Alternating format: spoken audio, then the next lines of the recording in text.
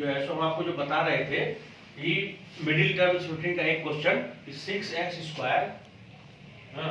Minus 13x और plus 6 अगर ऐसा दिया हुआ हो आपको तो आपको मिडिल टर्म स्प्लिटिंग यानी मिडिल टर्म कौन सा 13 है, 13 को दो टर्म में आपको ऐसा स्प्लिट करना है कि उसको आप प्लस कीजिए कि माइनस कीजिए, हाँ वो प्लस माइनस करके 13 आना चाहिए। और अगर उस दो टर्म को आप मल्टीप्लाई कीजिए तो उतना ही आना चाहिए जितना ये 6 × 6 आना चाहिए। यहाँ पे 6 है a की जगह पे और ये c की जगह पे 6, तो देखिए 6 × 6 क्या हो रहा है हमारा 36 हो रहा है, ठीक है।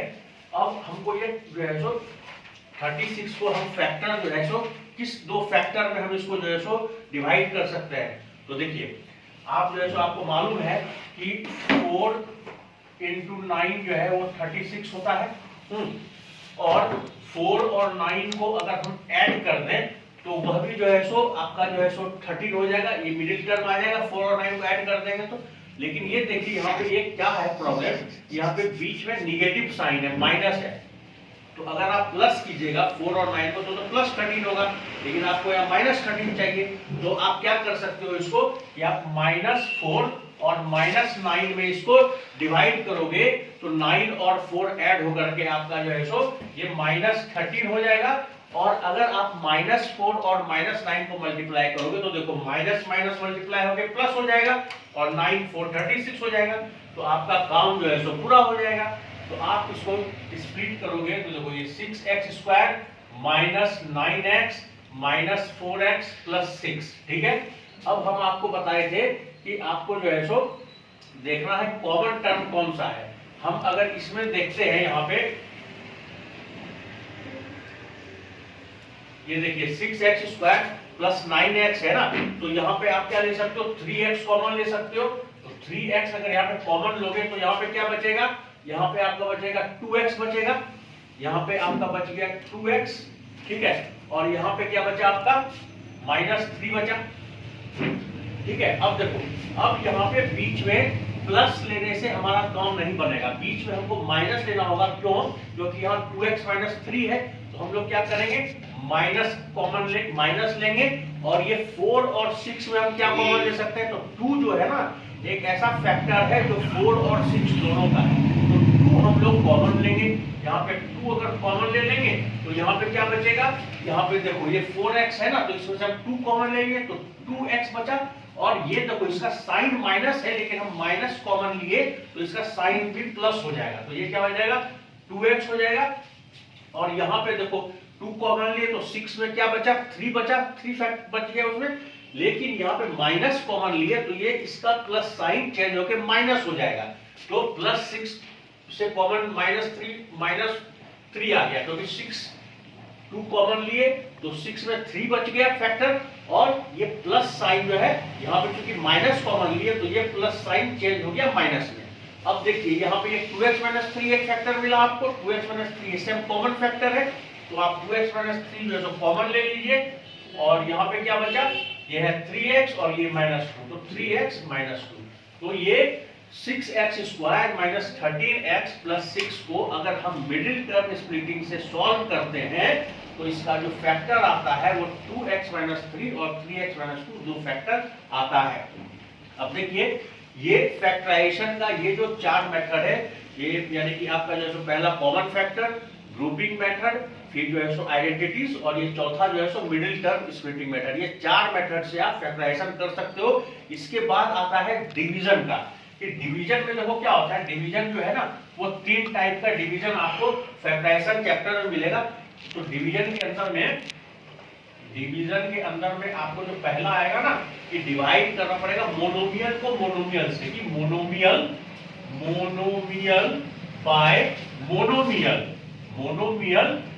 मोनोमियल, मोनोमियल किसको कहते हैं, जिसमें एक टर्म होता है, जो एक टर्म होता है उसको कहते हैं मोनोमियल। तो देखिए आपको दिया रहेगा कि divide 6x³ bye x, 6x³ को आप x से डिवाइड कीजिए, तो या आप ये ले लीजिए कि 6x³ को आप 2x से डिवाइड कीजिए, ठीक है।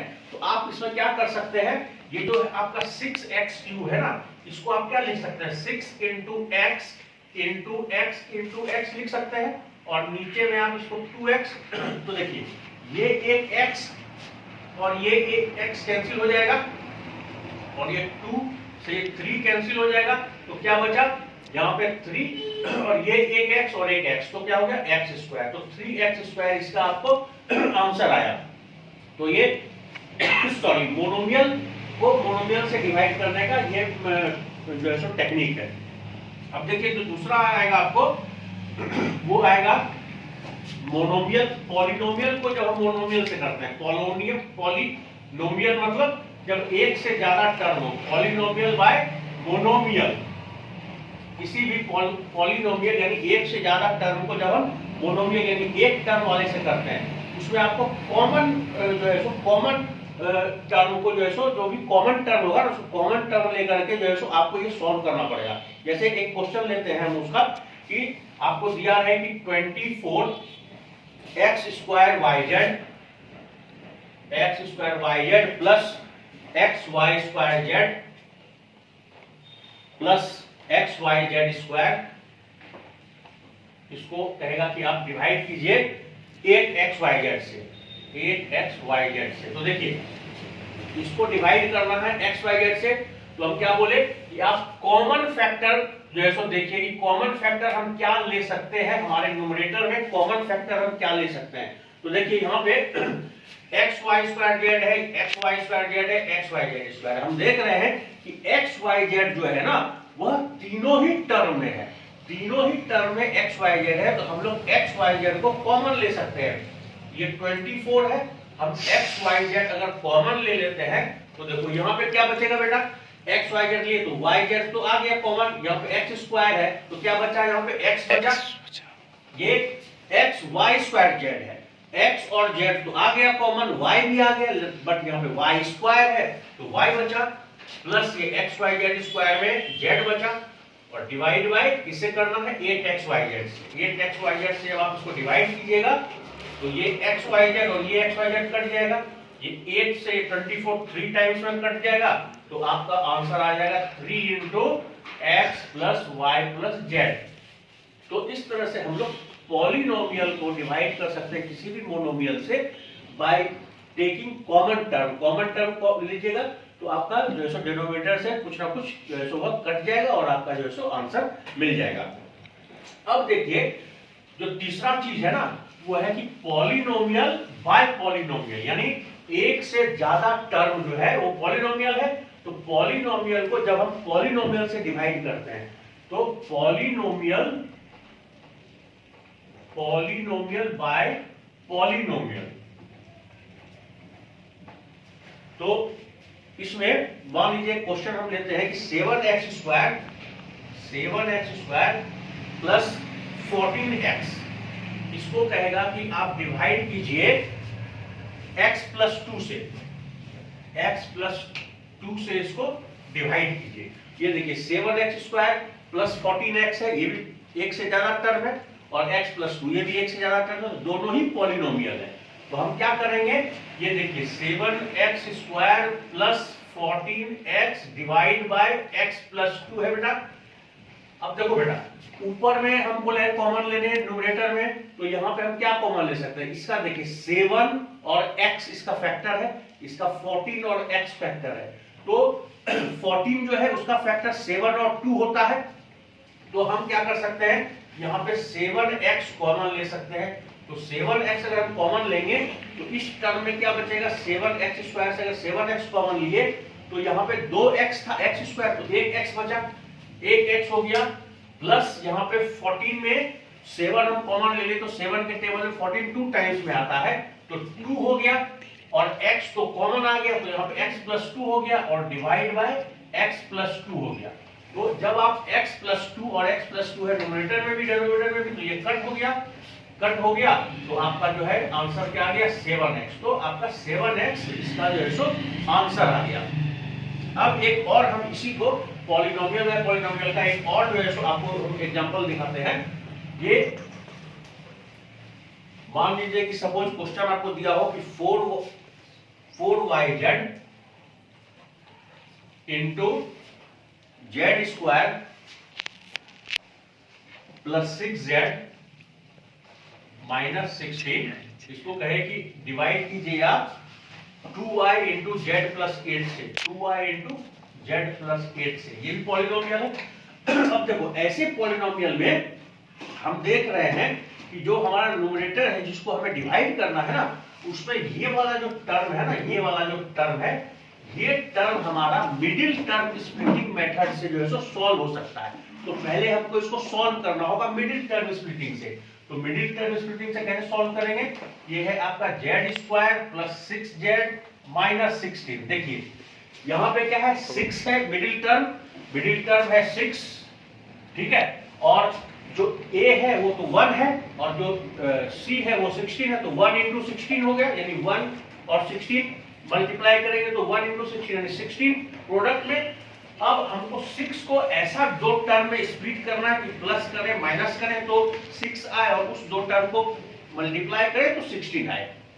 तो हम 6 को हम ये कर सकते हैं ना, 8 माइनस 2 लिख सकते हैं, 8 माइनस 2 लिख सकते हैं। देखिए हम 8 माइनस 2 लिखेंगे तो ये 6 आ जाएगा, और 8 इंटू 2 को मल्टीप्लाई कीजिएगा तो 16 आएगा, और 8 का साइन देखिए प्लस है और 2 का साइन माइनस है, तो प्लस माइनस को मल्टीप्लाई करते हैं तो माइनस आता है, तो माइनस 16 आ जाएगा। तो यहाँ पे प्रोडक्ट क्या है, +1 इंटू माइनस 16, इसलिए हमारा मिडिल टर्म को भी प्रोडक्ट हम अगर मल्टीप्लाई कर रहे हैं तो -16 आ रहा है।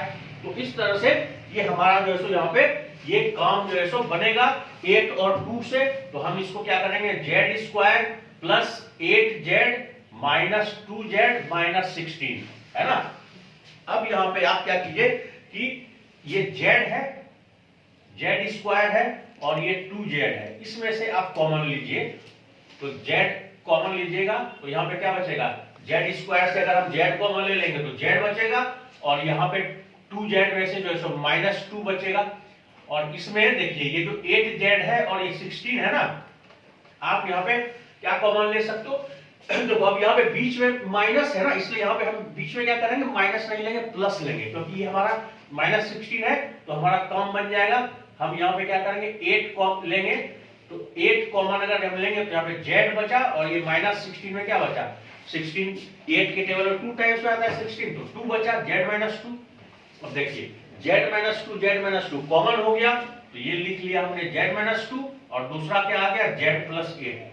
तो ये देखो ये वाला टर्म को हमने अगर स्प्लिट किया तो क्या आया, z-2 z+8। तो हम लोग इसको उस फॉर्म में लिखेंगे 4yz into z-2 into z+8 और divide by 2y into z+8। तो देखिए ये z+8 और ये z+8 कट गया, यहाँ पे देखिए ये y और ये y कटा, और ये 2 से ये 2 टाइम्स कटा, तो क्या बचा यहाँ पे, देखिए 2 और z बचा, ये 2 रहा और ये z रहा, 2z, और यहाँ पे क्या बचा, z-2 बचा। तो हम अगर इसको सॉल्व किए, डिवाइड किए, तो हमारा आंसर क्या आ गया, 2z